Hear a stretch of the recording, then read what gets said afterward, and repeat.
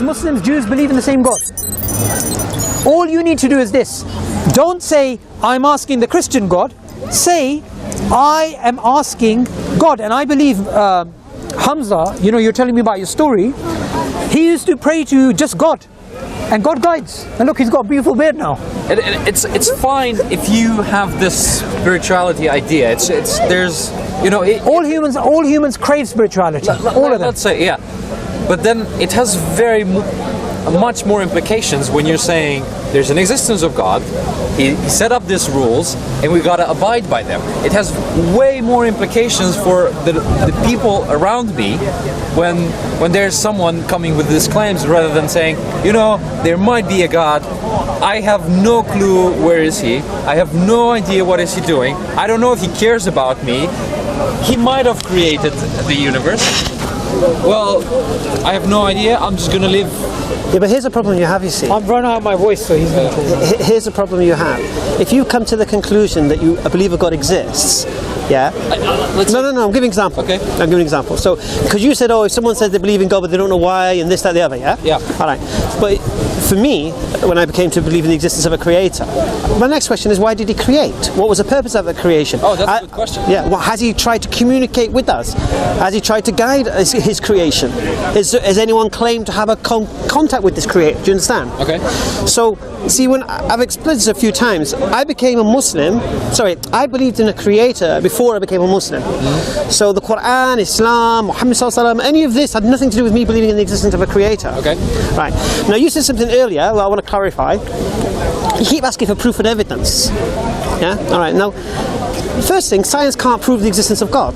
It doesn't have the tools. No, but for instance, with a friend. No, I'm just saying to you. If my definition of God, or what I believe God is, science can't prove or disprove it. Right? This is the problem, because science only deals with the naturalistic and the physical rather than the supernatural and the metaphysical. All right? So it's a wrong kind of, give me evidence God exists. I can't give you evidence because the tools you're using won't match. It's like saying to me, measure this. Here's some scales. What? But is then in your model the God Almighty, all-knowing, and he can perfect knowledge, perfect might. Okay. Yes. So then, and does he want more followers, like people to follow him? Is it something that he desires, like that people follow him and worship him? Yes. Okay. So then he should know. Why does he want? No, stop. Does he want? No. Remember the why. Don't forget the why. Why does he want more followers? Yeah, so then why? I don't know. I don't know the question. It doesn't make. What could the possible reasons be? Well, my reasoning would be that it's an egotistical God who wants to be worshipped. Yeah, a bit. I would say. So here's what. Then this is where you have to understand is, what does my worship of God, that God requires, what does it entail? Yeah. So what? Obeying Him. Obeying Him, yeah? Yeah, why do I need... Which means following His guidance, yeah? Okay. Who benefits from that guidance? I don't know. I don't know. Who benefits? Is he... No, listen. For example, if... He benefits first because... No, first of all, God cannot benefit whether I worship Him or not. Okay. Yeah, right. He's without need. That's all right. So He doesn't need anything. Doesn't need my worship. He wants my worship, but He doesn't need it. That's the first thing. This is not like a Greek mythology, the less gods you have, the more weak you become. It's not that nonsense, yeah? God does not require anything, as far as we believe, our model of God. Okay. Right? Doesn't need my worship, doesn't care whether you worship Him or not, in that sense. You're not going to make God deficient by not believing it. Send me to hell if I don't. That's a different story. The point here is this. No. First thing, let's understand something. God doesn't need your worship. If you don't believe in God, and Rob doesn't believe in God, it doesn't make God deficient in any way, shape or form. All right. Doesn't limit Him, doesn't take anything away from Him, khalas. All right. Okay. If I worship God, and all the Muslims worship God, God doesn't gain anything. Yeah? Okay. He doesn't get extra stuff and become more strong or anything like that. Like the Greek mythology nonsense. Okay. So the reason is, like I said to you, why does God want me to worship Him? Well, He wants me to worship Him to follow His guidance to benefit myself. Yeah? Right. So for example, I've used this example many times. Maybe I'll use a different example. Gambling. Yeah. God tells me, don't gamble. Yeah? So by me not gambling, I worship God. I obey God and I don't gamble. Who benefits from me not gambling? You benefit. Alhamdulillah. Yeah, yeah. So by God wanting me to worship Him, why? Because He wants the best for me. Okay. Do you understand that principle? What's the story with the pork? Do you understand that principle? Yeah, I understand your principle. I just don't see in every... No. Here's the problem, you see. Yeah? We look at the things that we can see. Yeah, we can rationalise about what has God said not to do, what has God said to do. Yeah, and the things like, for example, alcohol, gambling, sexual immorality, interest dealings are standard. Sexism, standard. Yeah, protection of women, standard. Caring for your parents in their old age, standard. All right, alhamdulillah, these are good to your neighbour. Okay. Yeah, standard. Feed the poor, giving charity. Yeah. These are all fantastic things. Okay. Right, listen. So when it comes to pork, who knows? Now we don't know what the pork is for. The pig is for. We're just told not to eat it. Yeah, we love pigs more than you. Yeah, because you kill and eat them. We don't. Yeah. Well, I'm a vegetarian. Oh, alhamdulillah. All right. Reason so. Yeah. Well, again, you being a vegetarian as it goes against. Anyway, the point here is this: the people who eat pigs, we love pigs more than them. Because we don't kill and eat them.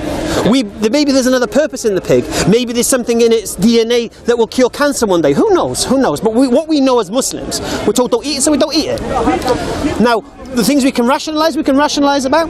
We can try and rationalise out the pig. Who cares? But the thing is, you see, everything that I can see standing in front of me benefits me. The woman told to cover benefits her. But you see, at one point, you might be in a situation. Now, give me an example. Theoretically, hypothetically, yep. Where you are, on an island, starving, yep. And you have pigs on there. Allahu Akbar. Now, what does God say in His guidance? So I obey Him and worship Him. What does He say? So you tell me. If through necessity, okay, so. If I'm hungry and there's only pig to eat, only pork, only pig roast, nothing else, yeah, and it will save my life, I can eat it. So there's but I don't transgress the limits of hunger. That's all. So there's contingency plans for that, but he just didn't mind explaining why we should eat pork. Like just like for me it's very important why, right? So if he wants okay, let's I'm actually I'll give that up. The idea with hell. What about it? So why, if I'm an atheist, according to your friend, the chance is that 90% that I'm going to hell. Right. So what? Why?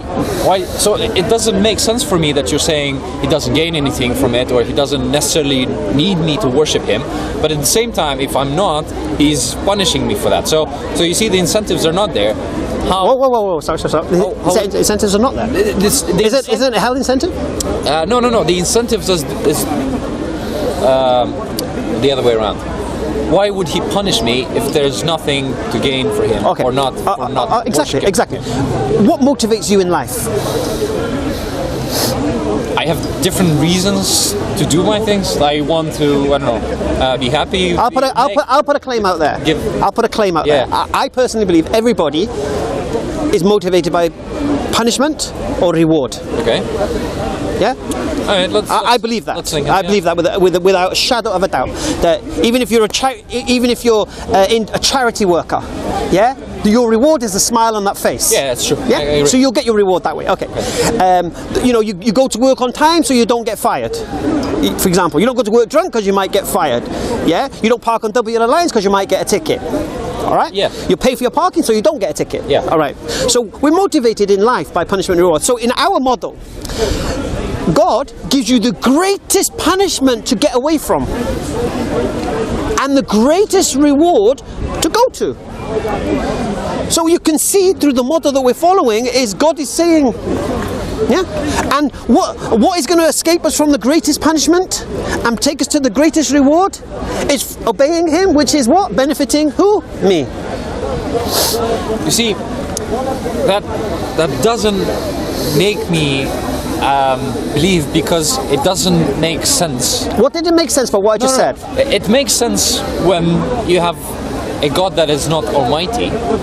No, what did I say that didn't make sense? No. In the grand scheme of creating these incentives, right, it doesn't make sense, right, for going to such a length when he can actually, through all his power, correct all the negative things or any bad things go wrong. So why would a God that has all the power, all the knowledge, not persuade each person? Because God wants you to choose. God wants you to choose to worship Him. But the fact that He persuades me in a way that He persuades you. No. He persuades. He persuades you in a manner that makes you tick anyway. How is that irrational? One question, and I go out from the answer. If he does everything as you say, he's vegetarian already. He has one wife, he look after his parents, he does everything as you said, but he doesn't believe in God. Will he go to hell or to heaven? Okay, what did I just say to you? Is worshipping, to believe in God. He does not believe in God, but he does everything as you describe him, the good things. No, it doesn't work that way. Charity. Okay, if you don't obey the messengers of God, if you're not obeying the messengers of God, or the message from God, then you're not obeying God. No, he does everything. But I'm not a bad person. I haven't killed anyone. Who told you you're not a bad person? Huh? Who tells you you're not a bad person? Even by the rules of even. He follows the rules. So let's say follow whose rules? In many instances. So let's say, as you said, he just his lifestyle like that. We've already got one. So let's say the 10 rules. Let's assume now in the Christianity, because I don't know. No. You don't know. Okay. No. I do know, but please, I'm not going to defend Christianity here. No, I'm not defending. I'm not defending it. But let's say the other way. I follow. Sorry, whose camera is this anyway? Everything in terms of don't kill, don't eat pork, don't drink alcohol, don't gamble, love your children, love your neighbor, everything except that I personally do not believe in a God, and I don't kneel and worship and stuff like that. Yeah. And his question is, would I go to hell? Okay, what will take you to hell, what I believe as a Muslim, is disobedience to God.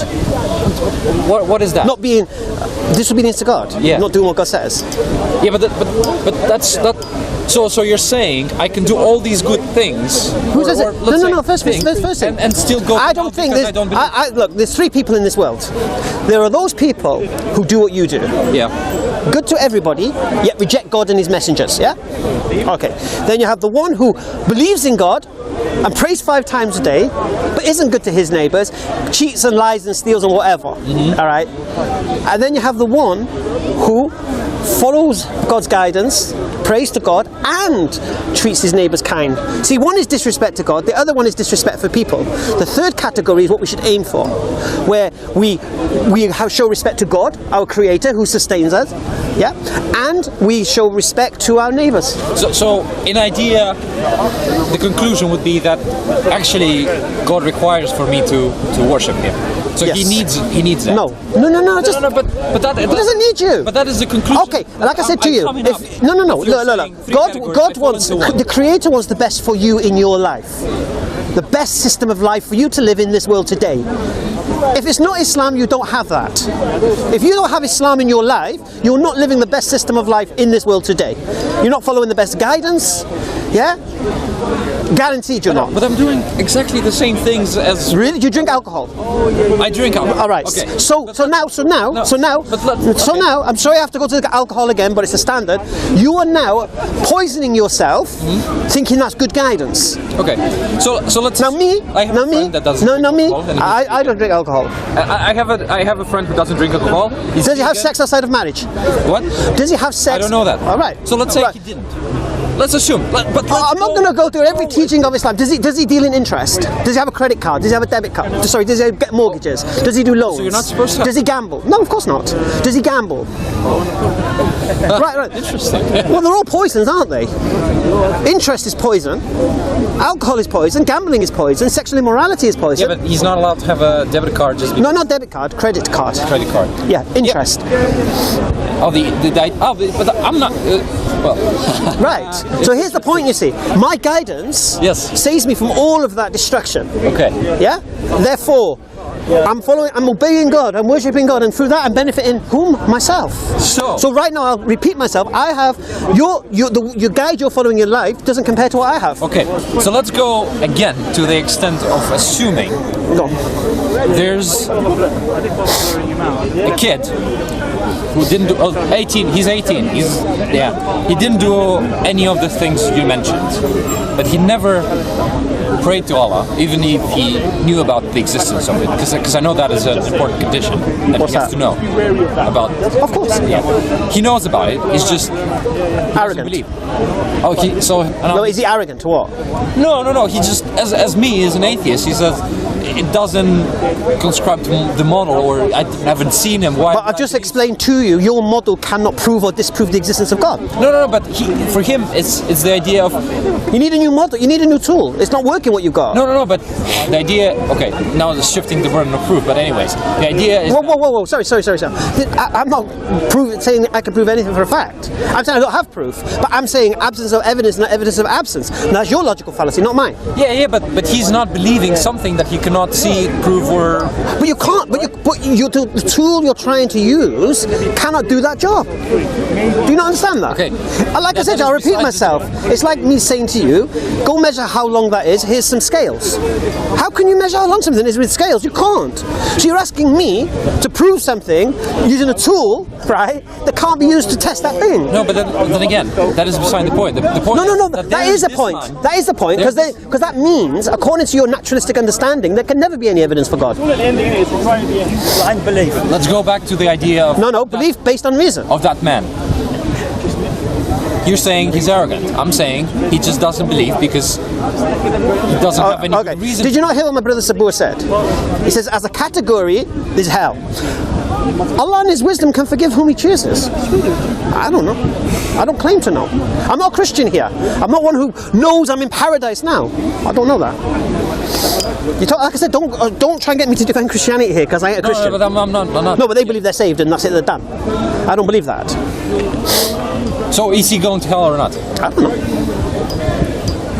We don't know. Well, I'm just saying to you, our Prophet Muhammad ﷺ said he doesn't even know if he's going to paradise. So who am I to say whether someone's going to hell? I don't know. Only Allah knows that. Only Allah knows whether you're going to go to hell or heaven. Only Allah knows that. So we don't question he's going to go to hell because he does this. We don't know. Maybe Allah will judge him on his reasons for rejecting God. Maybe the person trying to teach him about God touched him in a harsh way. Okay, on the other hand, the same question but different way. The person who believes in God, but he. I've just answered that. No. Go on.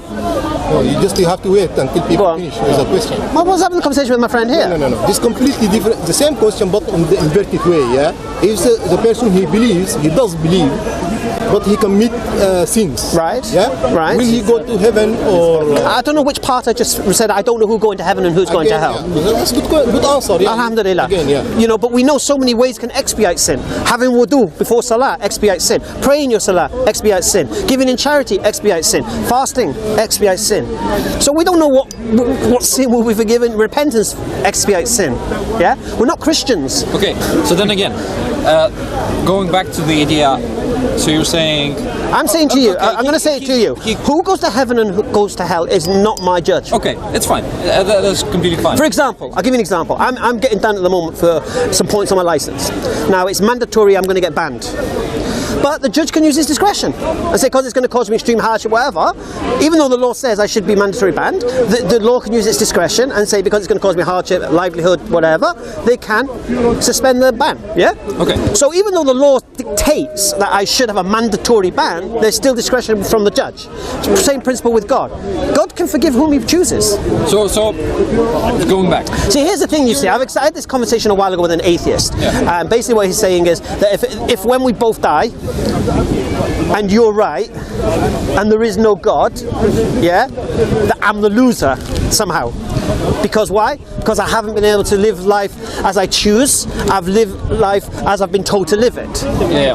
And that somehow that makes me deficient, all right? But as I explained to him, and I showed you, the benefits of me living the life I've lived far outweigh living a life without a God. That's Pascal's wager. Yeah, that's what we were discussing. All right. So, no, that's about the end. I'm talking about the time we're alive.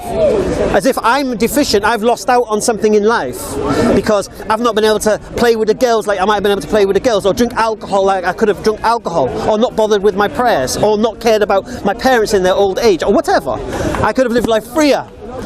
Yeah, eat, drink, and be merry. Yeah, YOLO, and all that business. Right? I could have lived life like that. And so he said I would be the loser. But no, I win, because the guide I've got is the guide I've got, and it's bang on. Okay.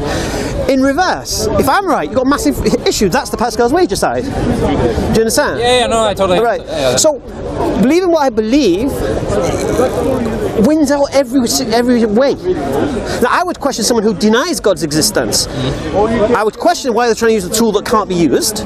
Why you're not looking for a different tool? But no. But so, for example, see, that's where my questions come in, with the idea of, do I need to? Why do you choose? Why God wants me to worship? To benefit yourself, or why He created me in the first place? See, this is why for me. This is like, why. What is the reason? All right. Again, we are told Allah created man as a custodian for the earth. Yeah. How that operates, why that operates. I don't go inside the mind of God. Yeah. See, as a scientist, you only know about the hows, not the whys. Now you're asking me about whys. I don't know everything. We only know what Allah has disclosed to us. But this is why I say, you all talk about Greek gods, Christian gods, and all this nonsense. Yeah. For me, only the Islamic model of God works. Every other model of God collapses. There's no guidance. How come? All right. There's no guidance. Okay. So what?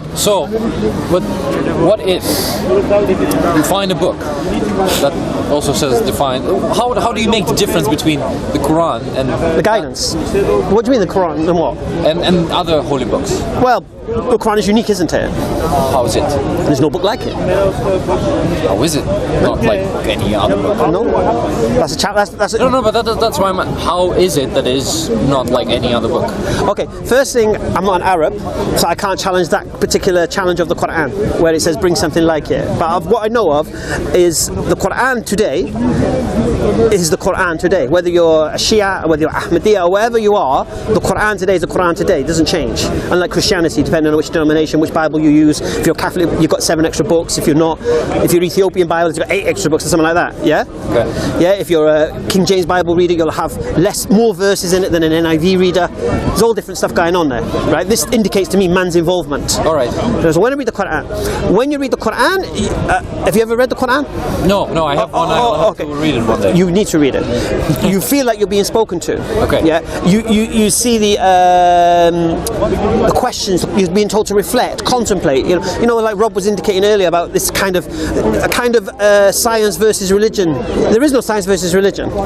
Yeah. But I could read any other book and feel like it's spoken to me. What do you mean? Like I have also books that I've read and they are very inspiring. Which of these books claim to be from the? All right. Which of these books claim to be from the creator of the universe?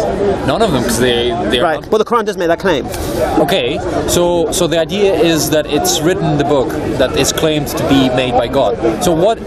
So and then I assume there might be other books that have the same claim. How would you make the difference? Okay. We test the claim. How? Well, what's the claim of the Quran? Well, again, go back. The Quran claims that it's no. Then it gives you a falsification test. Like what? Well, you don't know. No, but what's a falsification test for you? What is well, the Quran tells you that the falsification test of the Quran is one. I know he's going to try and come with these errors. All right. One is reproduce it, bring something like it. And you can't and you shall never. So the Quran states that you'll never be able to bring anything like it. Yeah? Like it in what way? As it is. No, but that's what I'm saying. A lot of people can can come up with the book. Okay. So what I'll say to you is, again, as you were presented with the Nobel Peace Prize for bringing up the natural understanding of the basics of reasoning, yeah, you'll get another Nobel Peace Prize for bringing up a book like the Quran. You get two awards. So then, and they'll pay you billions. So okay, let's say. So that's the first point. Now, masters of languages, computers have not done this. Probably not a lot of them are interested in that, but let's say... No, of course, it's the eternal challenge. How can no one be interested in it? It's a challenge that yet to be met. Second point, if this was from anyone other than Allah, inside you'll find many contradictions and error. So for the Quran to be incorrect, you find the contradictions and error. Now they try to go on about this sperm coming from the backbone nonsense, and this basically is a complete misunderstanding of the Quran. You have people trying to read the Quran and then just tell you what it means to suit their agendas. Yeah. For example, this is one of the claims. They say that the Quran says sperm comes from the backbone. The Quran doesn't say that. You see, what I'm trying to boil down to. I know you're boiling down to. Is that there's no way for you one day. I'll just give you a falsification test. In 5 years. What's a falsification test? For what? What is a falsification test in science? Well, you come up with some evidence and say that the model doesn't work. Allahu Akbar. So you bring up something to disprove the test, isn't it? Yes. So produce your evidence to go against the test. No, but I'm putting a different question in this case. I know, but I'm saying to you, the Quran has given you 2 falsification tests. One for the Arabs, one for you. Well, there are people that say that some of the verses do not concur with the reality, like the description of. Give me one teaching of scientific fact that contradicts the Quran. How is the earth described in the Quran? No. Give me one scientific fact, what the Quran is, what the science is, fact, proven, empirical, observable, testable evidence, and then you show me how the Quran contradicts that.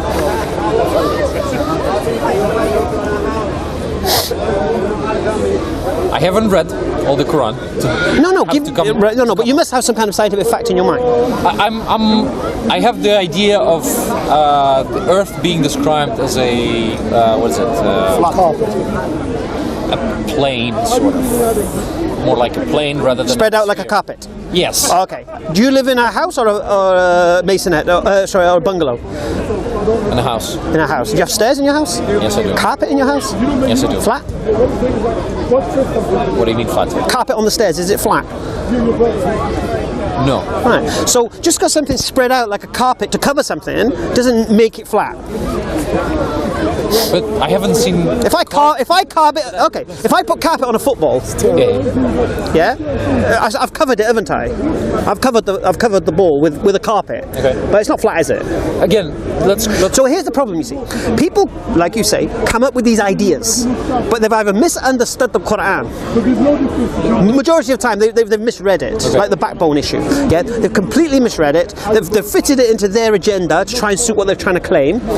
Yeah, and I've just explained to you. Just because something's spread out like a carpet doesn't mean it's spread out flat and it's not spherical. When the Quran, how do you understand the Quran saying the Earth is spherical, in an orbit, swimming, for example? Well, other thing that I know of is that the Quran describes the planet as an egg. As an ostrich egg. Ostrich egg? Yes. Yeah, what shape is an ostrich egg? Well, it's spherical, but it's elongated on the vertical axis, which Earth is actually slightly squished on the vertical axis, which makes a bit of a difference. Again, it comes in the Arabic. Like I said to you, it's about understanding the verses. You're hearing from people who've made it fit to what they wanted to fit. Yeah? But all due respect, Hamza, you're doing the same thing though, aren't you? Am I? Yes. In what sense? Like the carpet you've said to him. Yes. If you ask anybody what is a carpet, they're flat. No human being on this planet. Where did you say flat? Spread out. Spread out, flat. No, where did you say flat? But no human. Where did it say flat? Spread out. What's that with flat? What is a carpet? What is a carpet? It's something that covers floor. Okay, so or stairs. Is there any human on the planet that covers a sphere with a carpet? No. When a carpet is what you cover raw floor with, isn't it? Or stairs. Or stairs. Yeah, but you're making that fit because no human on the planet. No. Yes. Not why? Because no human on the planet is going to look at a carpet and go, oh, that's spherical. That's the same as No. I didn't say that, did I? You're trying to say that this verse in the Quran is referring to the shape of the earth. Correct. And it's not. It's referring to the covering of the earth. What's the difference? Well, one covers the earth, yeah, like a carpet, and the other describes the shape of the earth. So you're saying that verse does not talk about the shape of the earth? I personally don't believe it's talking about the shape of the earth, no. Okay, I personally do, so maybe we... And again, and I'll say this to you because it suits your agenda. But you're doing the same. No! How can you say it's not suiting your agenda and it is suiting mine? I just read the verse. Okay, why? All right. Let's stop. How do you understand the Quran? Let's nutshell this now so we can stop you quoting verses of the Quran. How do you understand the Quran? When I read the Quran, I go, what does this mean? Right. And what method do you use to understand it? My reasoning to go, what does this mean? And you understand the Arabic or you read the English? I read the English. English. I got 5 translations. And by reading the English, do you understand the historical context of that verse? I understand what I'm saying. No. Do you understand the historical context? Do I need a historical context? Yes. Why? So you know what the verse is talking about? Can I? Okay, but that then is a contradiction to your claim that somebody can read the Quran and understand. When did I make that claim? The Muslim claim. When did I make that claim? The Muslim claim. When did the Muslim make that claim? I'll tell you if you let me. You want to tell me? The claim is that I can read the Quran, understand it, and make a decision as to whether I can believe Allah. You're told to or not. contemplate, reflect. You can't just read it. Well, that's what I'm doing. I'm reading and go, what does this mean? What does this verse mean? How? Okay, here's what you do, Rob. This is honesty for you. What does this verse mean? How do the Muslims understand this verse? How did the scholars of it... Listen. How did the scholars of Islam understand this verse? And I'm going to bring up the cultural verse because I know you love it. Which one? Beat your wife. I love it anyway. Well, I have never claimed. No, but I love it. I love it. Because the enemies of Islam, they say, the Quran says you can beat your wife. I was listening to Majid Nawaz on the radio on LBC yesterday, saying the Quran is clear, you can beat your wife. Okay. Phone in and challenge you. I've no need to contact, I've no need for that nonsense. Right. So here's the thing, you see. The Quran says beat your wife. Now you're reading the Quran, as you do, Rob. You read it, you can understand it. What are you understanding from that? What does the verse actually say? It says, if you feel disobedience amongst your wife, first admonish her, separate, and then beat her. Yeah. Right. How do you understand that? So beat, you mean? How do I understand? Yeah. That's to physically hit. Physically, how? How? Is there limits to the beating? Does it say any limits in the Quran? No. Okay, so then anybody can choose to interpret. Yeah. So they can say they can slap her about a couple of uppercuts. All right, okay. And this is evidence, and I know you're a scientist, so this is empirical, testable, observable evidence.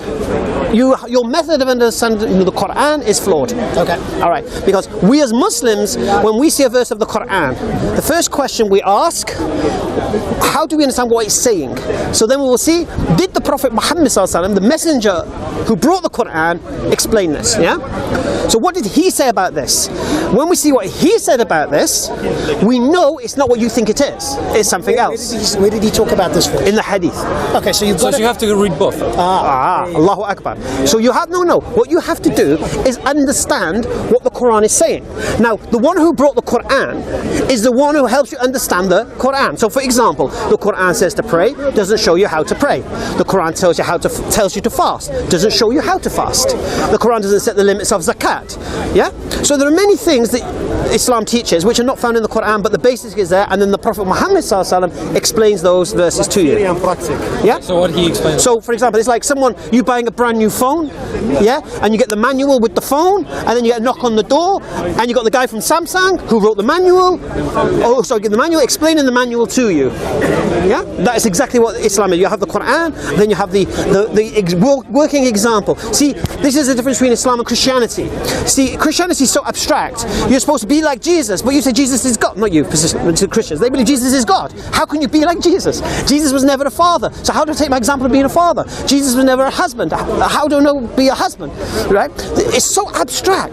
The beautiful thing about Islam, we have a man who shows us how to follow the Quran and understand the Quran. About this verse. Allahu Akbar. When it comes to beating your wife, don't hit the face. Okay. Don't leave a mark. Leave a mark. Don't cause pain.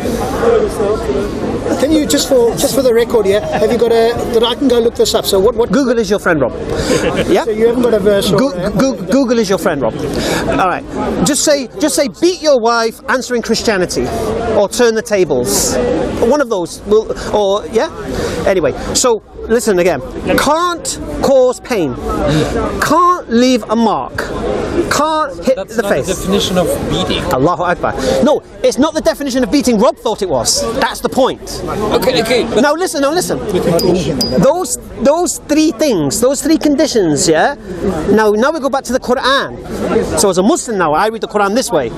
What did the Prophet Muhammad say about this? So according to the Muhammad sallallahu alaihi wasallam, the understanding of this verse, can I hurt my wife? No. Yeah?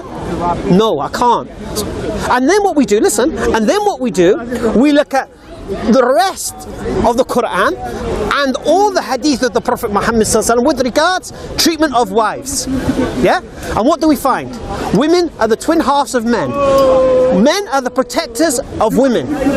Yeah? The best of you is those who is best to his wife.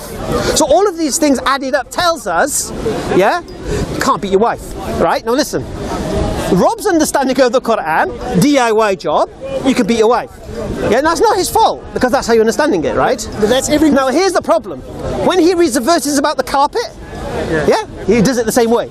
Yeah, but you see, that's exactly. That's the basic. See, every Islamophobe tries to use beating their wife to try and point this idea of Islam. It's misogynistic. Even Majid Nawaz again. I'm going to quote him again. He's a Muslim, but not your sort of. Well, he's not. According to his words, he's not a devout Muslim. He was caught in a club, strip club, drunk, and he. Muslims make mistakes. What's the third one? What's the third one? Oh, the third one is this. He doesn't believe the Quran's from God. Okay, that's a kind of killer. That's a kind of. But anyway, between him and Allah, not my business. But the point here is this: he says the Quran is clear that women do not get the same inheritance as men. Right? Or listen. Women do not get the same inheritance. And so if a father dies, that son will get 2/3, and the daughter will only get 1/3. This is misogynistic. This is oppression of women. Yeah, that's how you would read the Quran as Rob reads the carpet verse. Okay. What does the Prophet Muhammad say about this? The son has to take care of the women of the family with his share, whilst the daughter can do what she likes with hers. So there's a reason why he gets more, because he has to do more with his money. Just for example. But you wouldn't know that if you just read the Quran like Rob does. You quote the Quran and that's it, without looking at everything else. This is why in Islam we have scholarship. Yeah? So a scholar will look at a verse of Quran, will look what the Prophet said about it, look at the rest of the verses with regards to the same matter, yeah? Look at any of the hadith with regards to the same matter, and from that derive jurisprudence from it. And then I, as a Muslim, alhamdulillah, will follow that guidance. So, I could see... Do you understand that? Yeah. Alhamdulillah. Do you understand that, Rob? Quoting from the Quran is dangerous? Okay, but then that undermines the claim of all you need to do is read the Quran and you'll understand Islam. Where does it say that? Where's that claim made? Everybody that I ask just says... I'm not interested in everybody you've spoken to. I'm talking to you and me. Muslims. Okay, so... You just explained that there were some verses that... Yeah, in the Quran is clear. I've had this discussion with... Who was it we're discussing with? Jonathan. Okay, in the Quran it says some verses are clear and others are ambiguous. Yeah? And only the people of knowledge understand these verses. Okay, but the book is designed, the message is that everybody who reads the book can come to an understanding and accept Islam. No. Is that what are you saying that's not the case? What I'm saying to you is this: some verses are clear, some I heard that part. And some verses are ambiguous. So how do you understand the ambiguous verses? We look to the people of knowledge. Okay, so the only way we can do it is through other people who claim to have somehow interpreted. Well, sorry. No, we don't tell other people who somehow interpret. We look to experts in the field of what we're looking at. Why should I accept them as experts though? Because when a Western scholar looks at it, then you claim Islamophobia, X, Y, and Z. So the only scholars that I can accept are Islamic scholars. Have you heard of Karen Armstrong? I've heard of Karen Armstrong. Is she Muslim? Have you heard of? Is she Muslim? I don't know what she is. Is she Christian? I don't know. Well, she's not Muslim. Okay. So when other Western scholars, have you heard of Leslie Hazelton? Have you heard of Leslie Hazelton? No, I haven't. She's not Muslim. Okay. Have you heard of Tom Holland? Prayer time. Of course I have. Yeah. Okay. So he's critical. Problem with Tom Holland, you see, whenever there's a non-Western scholar, if there's a Western scholar who's critical, there's a problem. No. Yes. It's only when a Tom Holland does what you do. Which is what? Thinks you can read a verse of Quran and make a hukam from it. The book is not that easy to read it. All I want to all I want you to accept is that there's a contradiction between reading this book. And you've got to go to all these scholars. No. What you got to do? It's very simple. Yeah, the Quran is clear. It's about reflection and contemplation. Yeah, so that means you contemplate on what you're reading. Yeah, you reflect upon your reading. Do you think I've not done that? But there are some people who spent their whole life studying the Quran, looking at every single verse, studying hadith. So I don't have to. So should I take their word for it? Well, as you take Charles Darwin's word or Dawkins' word or I don't take you do. No, bro. You were quoting them. I wasn't quoting Darwin. You were quoting New Atheists, as Sabor showed you. You were quoting them. I just said to him on tape, I'm not a New Atheist. You've just said you're reading books on them, isn't it? I'm reading what they've got to say. Right. Correct. And you're believing what they're saying. The same thing with the Quran. Are you doing the studying they did? I'm reading what they're going. Alhamdulillah. So just as you can read a book about evolution, Yes. to try and understand it, okay, and you believe those people who wrote those books are experts because they've studied it.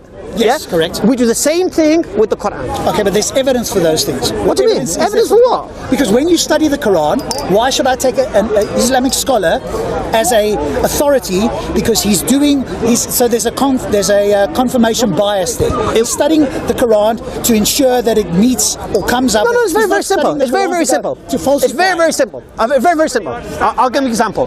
Let's do the test. You come, Rob, reads the Quran, beat your wife. I'm going to use the same example. Well, I didn't claim that, I'm by the way. Well, you read the Quran. Yes. From which you can do. So, beat your wife, and you say it means beat your wife. I, as a Muslim, come along and say, actually, according to our scholars, you can't beat your wife. Okay. And you say that's confirmation bias. You're only saying that because you're a Muslim. You don't want to look misogynistic. I say, no. You produce your evidence, it means you can beat your wife, and I'll produce my scholars' evidence why you can't. So you'll produce your one verse of the Quran. One second. Painful, yeah. You'll produce your one subjective opinion with regards to it, and I'll produce verses of Quran, hadith of the Prophet Muhammad sallallahu which completely overwhelm you. Now, if you want to maintain that it does mean you can physically beat your wife as much as you like, you are now delusional, my friend, because you're in the face of overwhelming evidence. That's different. But Rob, you have to forgive me. I need to pray. If you want to continue, we can continue after I've prayed. All of them. What's your name? Julian. Very nice to meet you. I'm Darren. Very nice to meet you.